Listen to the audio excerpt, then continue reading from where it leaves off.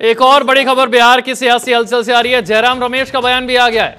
नीतीश से बात करने की कोशिश कर रहे हैं खड़गे। ये जयराम रमेश ने कहा है कि मल्लिकार्जुन खड़गे कोशिश कर रहे हैं नीतीश से बात करने की। बिना नाम लिए नीतीश कुमार पर निशाना भी साधा है। मित्रों से विश्वासघात करने का आरोप लगाया है।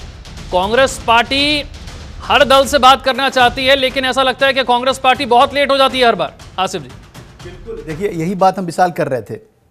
कांग्रेस पार्टी बंगाल में भी आप सोचिए जरा कि एक तरफ ममता बनर्जी को साथ लेने के वायदे हैं।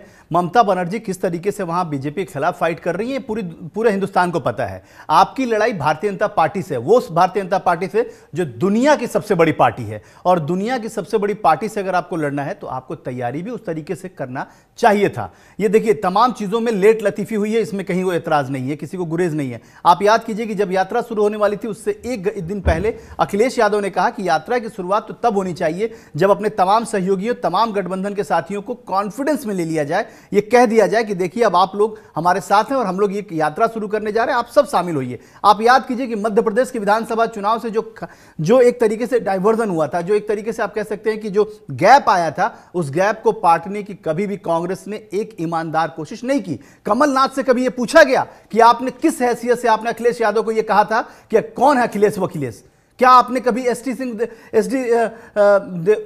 वो जो उप मुख्यमंत्री थे छत्तीसगढ़ के टीएस सिंहदेव, उनसे कभी पूछा गया कांग्रेस पार्टी के द्वारा कि आपने कैसे अखिलेश के बारे में ये कहा कि कौन होते हैं अखिलेश और कहां के मुख्यमंत्री, कैसे अखिलेश? आपने कभी पूछा? कभी आपने उनके खिलाफ डिसिप्लिनरी एक्शन लिया? नहीं लिया।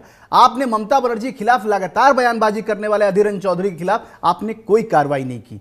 क्यों नहीं की? कांग्रेस के रणनीतिकारों को यह क्या मालूम नहीं था कि आप तमाम चीजें कर लीजिए, लेकिन अगर आप सामने से किसी बड़े नेता को अगर आप इस तरीके से बातें करेंगे, वो बड़ा नेता कैसे सहेगा? वो भी वो जो राज्य का मुख्यमंत्री रहा हो, वो जो इस वक्त राज्य का मुख्यमंत्री हो। इसलिए मैं कहूंगा जो बात केसी त्यागी ने कहा है वो बात बिल्कुल सही है कि कांग्रेस की जिम्मेदारी थी इंडिया गठबंधन को एकजुट रखने की, कांग्रेस की जिम्मेदारी थी कि इस गठबंधन को आगे ले जाने की, और कांग्रेस की जिम्मेदारी थी कि कौन उसका संयोजक होगा, कौन उसको लीड करेगा, इसकी तय करनी चाहिए थी। दूसरा एक मिसाल, एक छोटी सी बात मैं करके आपकी बात पे जाऊंगा कि अगर ये बात लालू यादव इतने बड़े सीजन पॉलिटिशियन हैं, बिहार की राजनीति में एक बड़ा नाम है उनका, लेकिन क्या लालू यादव को ये बात मालूम नहीं थी कि अगर नीतीश कुमार इतनी कोशिशें कर रहे हैं, नीतीश कुमार लगातार चाहे वो बंगाल जाना हो, महाराष्ट्र जाना हो, दिल्ली जाना हो, पंजाब जाना हो, यहाँ तक कि तमिलनाडु और केरल जाना हो, तो वो भी नीतीश कुमार ने उसकी कोशिश की थी, सबको इकट्ठा करने की कोशिश की थी।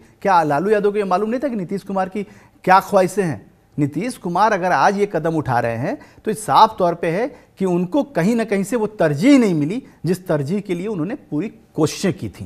बिल्कुल ठीक आपने कहा। जयराम रमेश ने कहा क्या है, जरा ये भी सुनवा देते हैं। पहले अध्याय में अर्जुन के भी कुछ सवाल है, वो जो भगवान श्री कृष्ण से पूछते हैं और वो हमें याद नहीं है, मैं आपको याद दिलाना चाहता हूँ।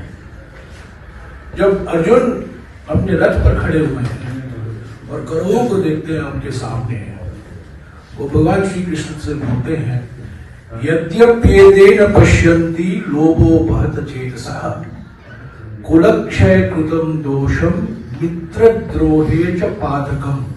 मित्रद्रोहे च पातकम, उसको अंडरलाइन कीजिए। कथम न ज्ञेयम अस्माभिः पापादस्मान् निवर्तितुम् कुलक्षय कृतं दोषम प्रपश्यद्भिः जनार्दन।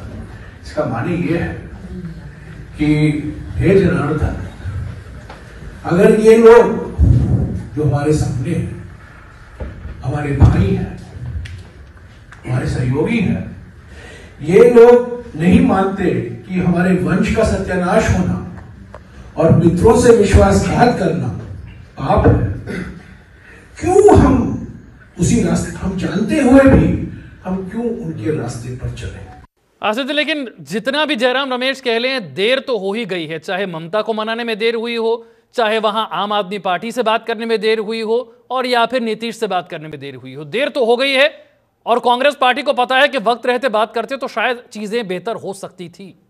इसमें कहीं दो मत नहीं है, इसमें बिल्कुल भी दो मत नहीं है। और इसी बात की चर्चा हम कर रहे हैं विशाल कि लगातार कांग्रेस पार्टी को जिस तरीके से एग्रेसिवली होकर, और क्योंकि सबसे बड़ी देखिए एक बात समझिए, क्यों कांग्रेस पार्टी की हम बात कर रहे हैं, क्योंकि उस इंडिया गठबंधन को लीड अगर कोई पार्टी कर रही थी तो कांग्रेस पार्टी, सबसे बड़ी देश की पुरानी पार्टी है तो वो कांग्रेस पार्टी।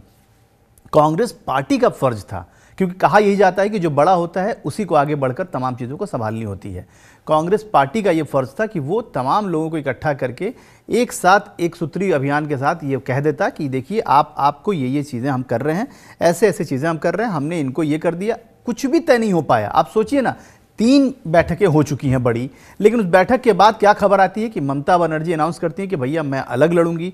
अखिलेश यादव नाराजगी जाहिर कर देते हैं, तो आज नीतीश कुमार भी अगर उनसे जो घटनाक्रम चल रहा है उससे आज वो अलग हो जाएंगे। वहीं लेफ्ट साफ तौर पे कह रहा है कि भाई हमको तो कुछ पता ही नहीं चल रहा कि अंदर खाने चल क्या रहा है।